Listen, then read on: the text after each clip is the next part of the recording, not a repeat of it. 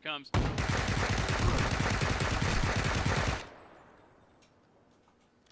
Eat that, bitches! I'm Rob, And I'm Ron, and this is The Recap, your source for unbiased, unfiltered esports news. and we hope you guys enjoyed that clip at the start. We're going to be throwing one in front of our video every single week, either a funny clip or like a highlight just to kind of open up the show with. So yeah, we found that clip and we thought it was hilarious. Probably going to be us Pretty damn in funny. 20 years maybe. Definitely 25. going to be me. Old and retired, just sitting there gaming the rest of my years away. Yep. Anyway, we got some great stories for you guys this week. As always, we have 5 stories, and those will throw up on the screen for you right now. We're starting with Worlds, League of Legends Worlds 2017.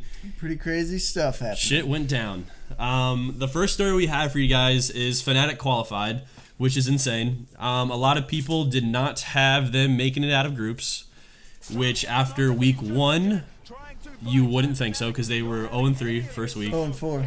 Well, 0-3 and then they lost the first game. Yeah. So they're literally just done. And somehow. Yeah, somehow they pulled it out. They were 0-4 and then they won their next 4 games, which is insane. Fnatic do the unthinkable and make their way to the quarterfinals. So close, Optimus forced the shockwave. The wave has to go in, and there it is.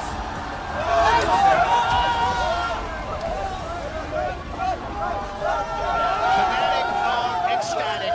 What a story. 0-4. Remember, they were 0-3 last week, and they lost the first game of week 2. Very different emotions from the Fnatic members now than at any moment last week. Next story we have, well, I mean, we can talk about Immortals a little bit too. They didn't qualify, so that's an American team out. Yep. And a European team in. Last hope for America is Cloud9. Yeah, so Cloud9, hopefully they can pull something out of their ass because it's going to be tough. Their first match is with WE. What is it again? World's Elite. World's Elite, yeah. That's a Chinese team. I think they're 5-1 right now, and Cloud9's 3-3. So they've got some big competition. Yeah, it's going to be tough. And it's if like they make it to semifinals, if they beat WE, they'll be the first American team to make it to semifinals. So that's pretty cool. Which would be pretty great for America. Like, honestly, I wouldn't mind seeing like WE win just because it's hosted in China and having like a China crowd there. That'd be cool for them. Yep. But I think America definitely needs some recognition because they just have never made it to semifinals. So it'd be interesting to see if Cloud9 could do it. WE though, that's the team that beat TSM. TSM did get eliminated in Group D, which does suck. They basically choked. I mean, they were the second best team with like the win-loss ratio coming out of week 1. But yeah, week 2 they just threw. Yep. Also, speaking of underdogs, if you look at the quarterfinals ladder, Let me pull that up. Misfits have to go against SK Telecom, so Misfits are a clear underdog there. So Yeah. that's going to be amazing if they win. Fnatic has to go against Royal Never Give Up. Which that's is also gonna be another amazing. Chinese powerhouse. Yep. Yeah. And then the Cloud9 and WE. So 3 crazy games, which should be pretty easy. Hopefully there's if at one least of those teams can just do one. it, have an upset, that'd be awesome. Awesome, yeah. I'm kind of pulling for Misfits, honestly, just because they were the team that like knocked TSM out. So I wouldn't mind seeing them go far. But yeah, honestly, any of those underdog stories. Honestly, if Fnatic makes it to finals, I'll buy some Fnatic apparel. I don't even care. Like literally, that'd be sick. You gonna wear that funky symbol? Right? Yeah, I don't even know. You think it's their whole entire name? I think it's all the on them? letters, but Yeah, it's like a backwards F. it's a little too crazy for me. Yeah.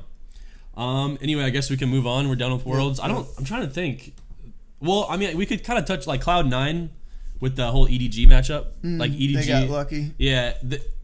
I don't know if Cloud9 would have beat EDG if it got to that point. I don't even know who beat who to begin with. I feel like Cloud9 beat EDG earlier in the week, but I'm not sure.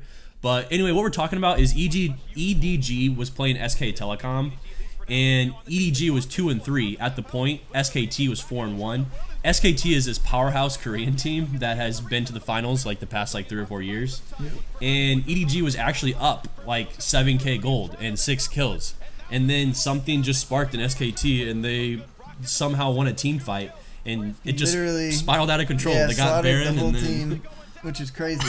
I don't play League much, but we play Smite. we play games and similar. Yeah, when you're that shit down just doesn't that bad, happen. it's hard to kill 5 people. I mean, it's hard enough to get back in the game, but to get a team wipe when you're already down, that's incredible. No, I know.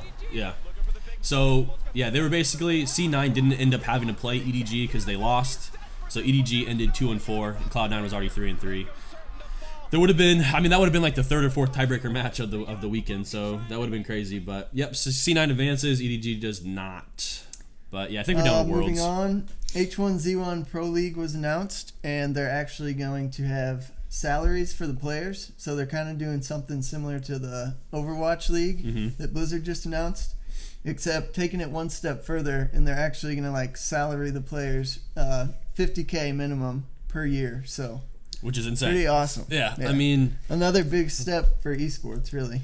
yeah. Except the fact that it's coming out of H1Z1 kind of scares me because the game has been on a steady decline for a while now. So Yeah, I think this might be their last hope. we kind of talked about that earlier, how they're kind of throwing all their eggs in one basket kind of thing. They're kind of just, I think H1Z1 is like, oh shit, like Fortnite's popular. Oh shit, like PUBG announced a pro league. Yeah, and they're like, we Like, got to do something now or Yeah. we're gone. And I feel like their pro league, H1Z1's pro league, seems pretty like competitive to PUBG's. Like I feel like players might want to actually step into H1Z1 again. Yeah. Because they're going with a player-first approach, is what an article said.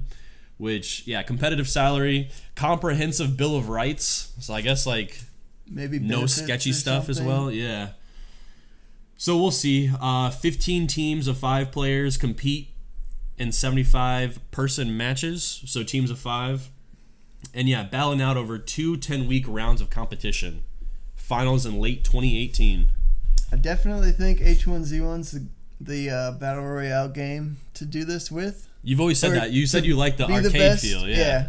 It's arcadey, and it definitely like displays who has better gun skill, not who can just camp. So yeah, I hope it works out, but they've always had bugs with their game. Yeah, they need to make sure their servers and everything's just ready to rock. And then in addition to this league, they announced at the Winter DreamHack in Denver, they are going to have a $250,000 tournament. So, Money. yep. Moving on. FaZe Clan. Everyone knows FaZe. Well, in Counter-Strike, they're the top dogs right now.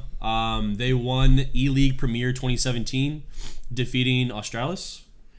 And what's cool about this story is, so they won the E-League Premier last Friday night. Yeah, and then the last tournament was ESL 1 New York in 2017, and FaZe Clan won that one as well. But what's crazy is that they haven't dropped a map.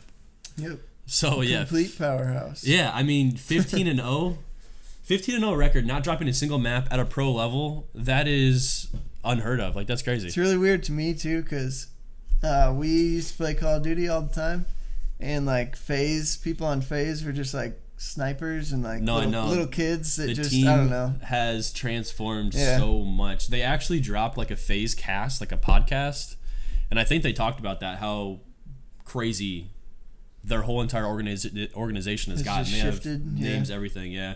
Which that's the case with a lot of things. I think everything, honestly, is Yeah, kind of just same going with more like Optic. esports. I think that started as sniping. So But other news with Counter-Strike, if you want to touch on that.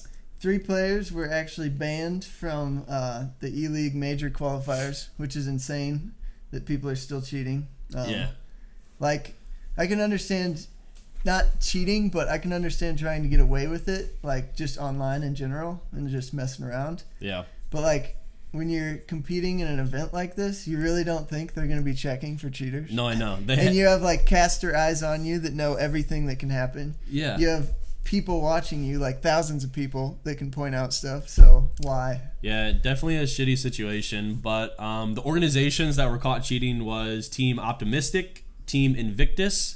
And the thing with Invictus that's hilarious, it just literally is like the icing on the cake. Because we both hate cheaters, obviously. They were up 15-8, needed like one more round win, right? Because it's just first to 16. And then it's a one and done. So yeah. Yeah. So they got caught cheating in the final round. So that sucks for them. I almost wish And that they would have upset Team Dignitas. So yeah. I'm sure they're happy about that. Yeah, and the last team that was disqualified for cheating was LPSP. So, shame on them. Not cool. Yeah, I think that's all we have for the Counter-Strike news. Hopefully, also, in addition, hopefully they get banned for life. Unlike that DreamHack thing we saw. Yeah, Apparently DreamHack's going to let some that's another cheaters thing, back too. into some tournaments. Yeah, I can't believe that people are still cheating after DreamHack went out of their way to allow people back. It's just a shitty situation. So yeah, hopefully it's longer than a 2-year ban. Last story, we'll throw some COD news at you. This weekend was the Modern Warfare 3 throwback tournament, Boots on the Ground, and Hitch and Courage were the hosts once again. They raised over $5,000 this time, so they're at a total of $16K, which is nearing their goal of $20,000 for the Breast Cancer Foundation. There are trying to reach that $20K goal. Winners this week. Oh, there's your cat. Winners this week was Looney, Aqua, Bevels, and TJ Haley. So they're TJ Halley. TJ Halley. I don't want to fuck up his name. I think it's Halley. You don't even know. So yeah, it's crazy that these are the winners again. Like four kind of like pros. Looney's pretty well known. Aqua's been a champion before too. Bevels and TJ Haley I think are more just S&D guys. I don't want to butcher that, but I'm pretty sure they are. But yeah, it's crazy that Scump's not making it to the finals and winning. It's crazy that Karma's not there either. What's going on? Because they're supposed to be the boots on the ground gurus. So, but speaking on boots on the ground, next weekend is Black Ops 2, and then a couple weeks after that tournament, we got World War II dropping. II comes out, yep. Which is gonna be sick. We got some high hopes for that game. I personally believe that if this game doesn't work out, I feel like Call of Duty is kind of gonna be under the table. Yeah, I think other games sure are going to take off. a lot of you might already think it is. Yeah, but we're just addicted. Yeah, we're the original players. Can't give it up. So yeah, that's God, what's that word I'm looking for? Something that's in your childhood that you love. I know what you're talking about. Yeah, I don't know, but we played that when we were younger. We played every single COD. Nostalgic. Yeah. So it's nostalgic for us. We hope it doesn't fall, but we think it probably will, honestly. But honestly, if this game does look good as hell, though. So this game does have a chance to maybe bring it back. We have a weird cult following. Yeah. I don't know. All of us that used to play just religiously play. Yeah. Definitely an addiction. And I know they're still making plenty of money, and the tournaments are $1 million prize. So yeah, they're still doing well. Well, and then big news that's kind of rumored is that there might be leaked information on a ranked playlist, which is super hype news because back in Black Ops 2, Black Ops 2 was the first ranked playlist. That's when I super got into competitive, just because it's it takes the game out of a casual level and puts it into more of a competitive mode where everyone is playing the same rule set, same weapons, same maps as the professional players, but you don't have to go through the hassle of finding a GB match or a UMG match. Setting up on the rules, all the rules. And it's way less of a hassle. Dealing with asshole kids that try and scam you out of games. No, yeah. It's awful. Well, one thing with Black Ops 2 that I don't know if you remember or not, but they actually had qualifiers through that ranked playlist. So oh, nice. If that's amazing. Dude, if you and your team would grind so hard, they were taking I don't remember what it was. I think it was the top 10 teams or something from online ranked playlist, inviting them out to this tournament and actually competing. That's so cool. People were grinding it so hard. You were actually matching up against pro players because they were in the playlist trying to get wins. Yeah. So yeah, it was really cool. I hope they do something like that, similar. Bare minimum, just give me a good ranked playlist and I will shut up and never bitch about COD ever again. Yep. Damn, I think we're done. I think that's it for today. Yeah, so that's all the news we have for you this week. We're going to get back to gaming, and I'm sure you guys will too. We'll leave you with our highlight from last week. But anyway, happy Monday. Have a good weekend. Yep. Adios. See ya.